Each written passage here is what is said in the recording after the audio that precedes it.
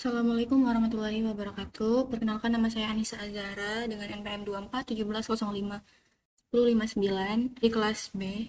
Di sini saya akan mengerjakan tugas kuliah teori bahasa dan otomata, yaitu membuat soal dari materi perkuliahan teori komputasi dan FSA. Di sini saya menggunakan satu sumber materi, yaitu dari Trifusi. Di sini kita dapat membaca pengertian FSA terlebih dahulu.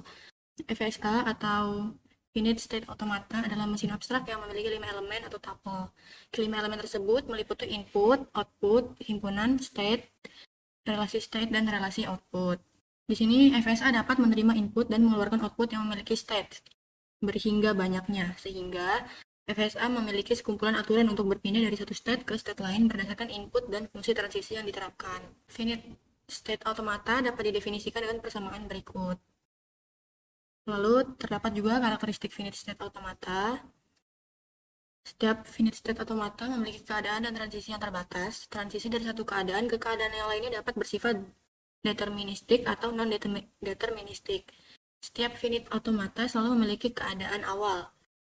Finite automata dapat memiliki lebih dari satu keadaan akhir. Jika setelah pemrosesan seluruh string, keadaan akhir dicapai, artinya automata menerima string tersebut. Lalu terdapat cara kerja finite state automata.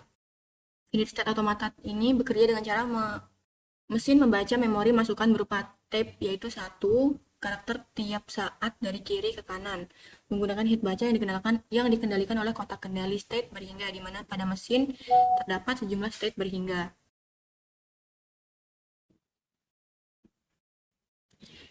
Finite automata selalu dalam kondisi yang disebut state awal. Pada saat finite automata mulai membaca tape, perubahan state terjadi pada mesin ketika sebuah karakter berikutnya dibaca. Lalu terdapat dua jenis finite state automata, yaitu ada DFA dan NFA, yaitu yang tadi di awal kita sebutkan, deterministic finite automata dan non-deterministic finite automata. Di sini kita dapat membaca deterministic finite automata, yaitu untuk karakter input tertentu. Mesin hanya dapat menuju suatu state dan fungsi transisi dipakai pada setiap state untuk setiap simbol input. Lalu di sini terdapat persamaannya dan terdapat 5 tuple, ada key untuk himpunan semua state, sigma, key, f, dan fungsi transisi yang didefinisikan. Lalu ada NFA. Sama seperti DFA, di sini bedanya adalah diperbolehkan terjadi perpindahan 0, yang berarti NFA dapat berpindah ke state berikutnya tanpa membaca simbol input. NFA dapat mengirimkan beberapa state untuk input tertentu.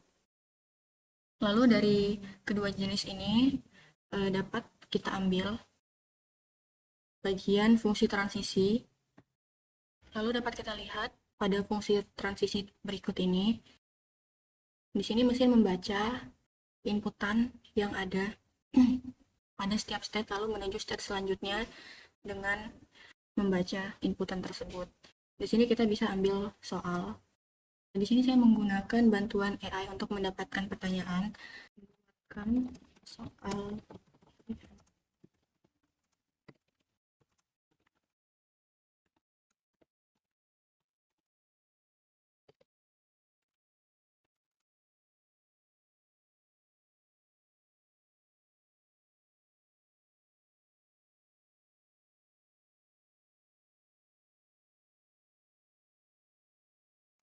terdapat soal, yaitu diberikan sebuah finite state automata dengan fungsi transisi sebagai berikut, yaitu Q0, A sampai dengan Q1. Artinya jika mesin berada di state Q0 dan mendapatkan input simbol A, maka mesin akan berpindah ke state. Di sini kita dapat menjawab. Karena di sini state awalnya adalah Q0 dan A adalah inputan, jadi input ini masuk ke dalam Q0, lalu akan dilanjutkan ke state berikutnya, yaitu Q1. Maka jawabannya adalah yang B.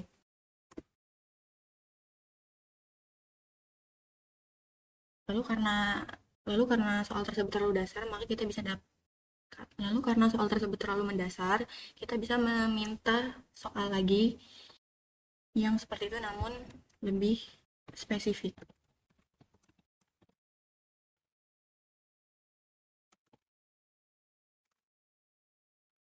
Lalu kita mendapatkan soal lagi, yaitu diberikan fungsi transisi berikut. Terdapat dua fungsi transisi. Jika mesin berada di state Q0 dan menerima input A, state mana yang akan dicapai? Karena mesin berada di Q0, yaitu awal dari state, lalu mesin mendapatkan input A, maka ketika mesin mendapatkan inputan A dan menerima input 1 atau 0, mesin selanjutnya akan lanjut ke state selanjutnya, yaitu Q1. Lalu kita dapat menjawab. Dari sini dapat kita buat Google Form-nya. Kita mengambil dari soal yang kedua. Di sini saya sudah membuat dengan judul teori komputasi dan FSA. Lalu di sini kita dapat membuat pertanyaannya. Sebelum itu kita dapat mengubah Google Form ini menjadi quiz, lalu mengatur poinnya menjadi satu per soalnya. Lalu kita tinggal copy aja.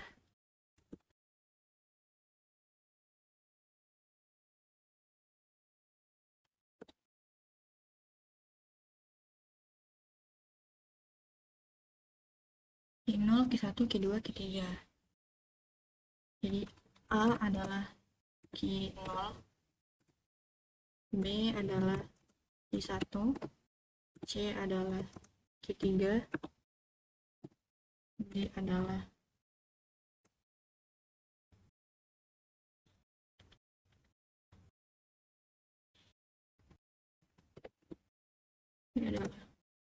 D adalah